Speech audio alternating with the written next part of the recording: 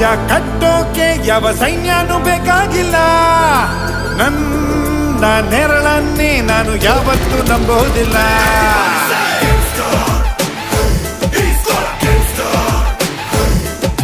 ಕೈಲಿ ಕಾಸಿದ್ರೆ ಇಲ್ಲಿ ಕೈಕಾಲ್ಗೂ ನೆಂಟ್ರು ಎಲ್ಲ. ಖಾಲಿ ಜೇಬಲ್ಲಿ ನಿನ್ನ ನಾಯಿನೂ ಮೂಸೋದಿಲ್ಲ.